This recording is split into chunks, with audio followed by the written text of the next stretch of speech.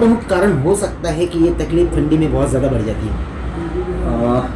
अपने जो जॉइंट्स होते हैं उनमें एक फ्लूइड होता है, ठीक है, जिसको मोटर फ्लूइड या जैसे मोटर फ्लूइड रहता है उसी वजह से उसी तरीके से एक साइनोवियल फ्लूइड रहता है जो लिब्रिकेशन का काम करता है, जिसकी वजह से अपने जॉइंट के सभी जॉइंट का मूवमेंट होता है, हलचल होती है। ठंडी के दिनों में यही जो साइनोवियल फ्लूइड होता है इसका स्लज बन जाता है जो कि थोड़ा गाढ़ा होता है, थिक होता है, जिसकी वजह से जो नॉर्मल मूवमेंट होना चाहिए जॉइंट का वो नहीं हो पाता और जॉइंट रेंज कम हो जाता है, जिसे हम लोग स्टिफनेस कहते हैं। और उसी कारण से कार्टिलेज डैमेज होता है और संधिवात यानी हड्डियों में दर्द शुरू हो जाता है। इसी पूरी प्रक्रिया को कॉमनली संधिवात इस तरीके से या फिर आर्थराइटिस ऐसे कहते हैं। क्या प्रमुख तौर पर लोगों ने करना चाहिए ठंडी के दिनों में इस तकलीफों से दूर रहने? ठंडी के दिनों में ये डिसीज कॉमन है तो सीधा सा उसका जवाब होता है कि ठंड से हमें बच के रहना है, यानी अपने शरीर को गर्म रखना है।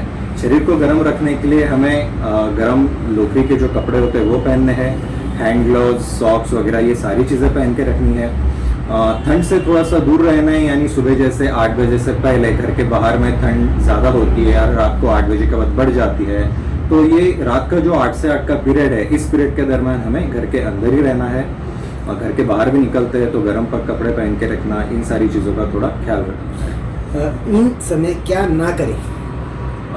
इस समय में जो अपना मूवमेंट होता है, जो हलचल होती है वो लिमिटेड रखनी है।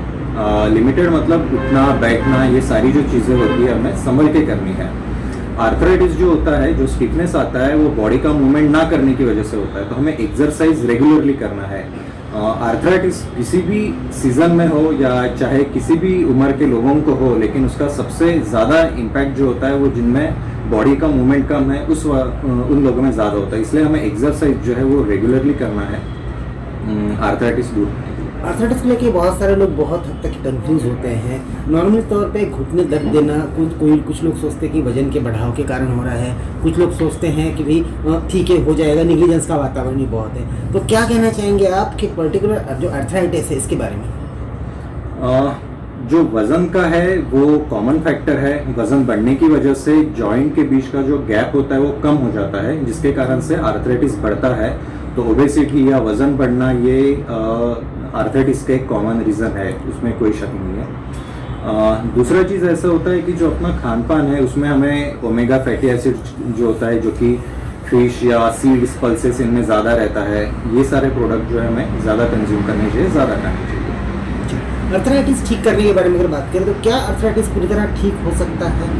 आर्थराइटिस पूरी तरह ठीक नहीं होता, लेकिन आर्थराइटिस को कंट्रोल में रखा जाता है और आर्थराइटिस किस लेवल पर डायग्नोस हुआ है ये ज़रूरी है। तो जैसे ही आपको लगता है कि आपको संधिवात की शुरुआत हो रही है या आपके जोड़ों में दर्द शुरू हुआ है, आपने जल्द से जल्द अपने डॉक्टर से कंसल्ट करना चाहिए ताकि आप उसका इलाज जल्दी कर सकें और बीमारी ज़्यादा बढ़ने से पहले ही हम उसे कंट्रोल कर सकें। तो आर्थराइटिस को कंट्रोल करना आसान है, हाँ उसे रोकना मुश्किल है, लेकिन कंट्रोल डेफिनेटली हम। जॉइंट पेन के बारे में बात करें तो जॉइंट पेन एक आम सा डिसीज़ है, हर किसी को लगभग एक उम्र के बाद में ये होता है। तो क्या हर किसी को आर्थराइटिस है ये माना जाए? नहीं, ऐसा नहीं होता। उसमें काफ़ी हेरिडिटरी फैक्टर डिपेंड करते हैं, कई लाइफस्टाइल के जो फैक्टर्स होते हैं वो डिपेंड करते हैं, इसलिए सभी को आर्थराइटिस नहीं होता है। आर्थराइटिस अगर भारत की बात करूँ मैं तो भारत में लगभग 15% लोगों को या 15% लोगों को आर्थराइटिस की बीमारी है, जो कि अगर मैं आपको नंबर्स में बताऊँ तो ऑलमोस्ट 180 10 लाख जो लोक संख्या है अपनी, उन लोगों को आर्थराइटिस से आज भारत में पीड़ित है। तो इसलिए आर्थराइटिस सभी को होता है ऐसे नहीं है, लेकिन आर्थराइटिस सभी उम्र के लोगों को हो सकता है। जैसे बच्चों में जुवेनाइल आर्थराइटिस होता है या ओल्ड एज में सेनाइल आर्थराइटिस, ऑस्टियोपोरोसिस होता है, वो किसी भी उम्र के लोगों को हो सकता है। आजकल के लोगों में जॉइंट रिप्लेसमेंट को लेके एक अलग सी जानकारियाँ फैल रही हैं, तो लोगों का एक अलग देखने का नज़रिया हो चुका है कि अगर घुटनों में दर्द हुआ तो जॉइंट रिप्लेसमेंट ही करना पड़ेगा। ये किस हद तक के आपको सही लगता है? नहीं, ऐसा नहीं है। एक्चुअली उसमें 4 ग्रेड्स होते हैं जो हमने नी ऑस्टियोआर्थराइटिस को ग्रेडिंग किया है, जिसमें 1 2, जिसमें जो प्राइमरी ग्रेडिंग्स होता है 1 2, जिसमें कि आर्थराइटिस इतना ज़्यादा नहीं फैला है, वो मेडिसिन, एक्सरसाइज, लाइफस्टाइल मॉडिफिकेशन, थोड़ा मोटापा कम करना, इन चीज़ों से हम कंट्रोल कर सकते हैं। हाँ, लेकिन जहाँ पे ग्रेड 3 या ग्रेड 4 आ जाता है, जिसमें ऑस्टियोआर्थराइटिस सीवियर हो चुका है, उसमें टोटल नी रिप्लेसमेंट ये एक बहुत अच्छा ऑप्शन है और इसके बारे में लोगों में काफ़ी संभ्रम है। लेकिन मैं समझता हूँ कि वो लोगों ने अपने ऑर्थोपेडिक सर्जन या फिजिशियन इनसे कंसल्ट करके दूर करनी चाहिए। तो टोटल नी रिप्लेसमेंट आज की डेट में काफ़ी डेवलप हो गया है, काफ़ी मॉडिफाइड हो गया है, जो कि रोबोटिक सर्जरी से भी किया जाता है। तो ग्रेड 3-4 जिनमें सीवियर है और जिनमें डिफॉर्मिटी स्टार्ट हो गई है, जिनका पैर पूरा मुड़ता नहीं, सीधा नहीं होता है, चलने में जिन्हें लंगड़ाहट है, ऐसे केसेस में total knee replacement best option है। चैनल के माध्यम से आपको देश दुनिया के जो लोग देख रहे हैं उनको क्या आप एक संदेश गोविंद ऑर्थो केयर और आपके तौर से देना चाहेंगे? मैं सभी को यही बताना चाहूँगा कि संधिवात के बारे में जो भी बाहर में संभ्रम फैला है उसे दूर करने के लिए आप अपने डॉक्टर, ऑर्थोपेडिक सर्जन, फिजिशियन इनसे कंसल्ट कीजिए। ठंड के दिनों में मैं इनको आर्थराइटिस से बचाव के लिए कुछ सिंपल से उपाय बताना चाहता हूँ, जैसे कि शरीर को गर्म रखना है, गर्म कपड़े पहन के, एक्सरसाइज रेगुलरली करना है, उसमें उसके बाद में वार्म अप जिसे कहते हैं हम लोग, यानी कुछ भी चलना फिरना, एक्सरसाइज से पहले स्ट्रेचिंग जो होता है वो ज़रूरी है। ओमेगा 3 फैटी एसिड का रेगुलर कंजम्पशन ज़रूरी है। विटामिन डी जो कि अभी तक जिसका इतना ज़्यादा इंपॉर्टेंस नहीं बताया गया था, लेकिन विटामिन डी सबसे ज़रूरी फैक्टर होता है जिसे कैल्शियम से भी ज़्यादा इंपॉर्टेंस दी है। तो विटामिन डी का कंजम्पशन इन्होंने हमेशा रखना है। इस तरीके से काफ़ी सारे उपाय करके आर्थराइटिस जो है उसको हम कंट्रोल में रख सकते हैं।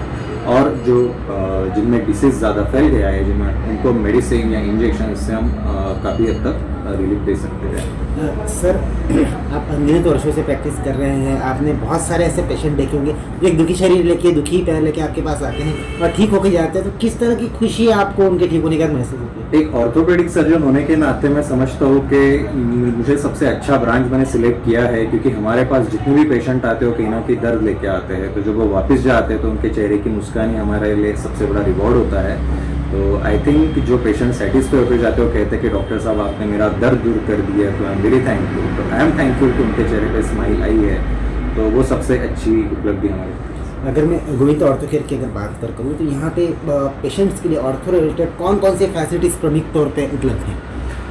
फ्रैक्चर, एक्सीडेंट का उपचार, आर्थराइटिस, मैक्सिमम लेवल पे हम लोग यहाँ पे आर्थराइटिस के पेशेंट का उपचार देते हैं। इसके अलावा स्पाइन प्रॉब्लम्स है, नी रिप्लेसमेंट सर्जरीज हो गया, या फिर शोल्डर जॉइंट का तकलीफ होता है, टेनिस एल्बो, प्लांटर फेशियाइटिस या आर्थराइटिस को ही कहेंगे तो गाउट हो गया, रूमेटॉइड आर्थराइटिस, एंकिलोजिंग स्पॉन्डिलाइटिस, इन सभी प्रकार का ट्रीटमेंट हम गोविंद ऑर्थो क्लिनिक में पेशेंट को उपलब्ध कराते हैं। अगर किसी को आपसे परामर्श लेना है या आपसे आके मुलाकात करना है, आपसे संपर्क करना है, तो किस तरह आपसे संपर्क किया जा सकता है?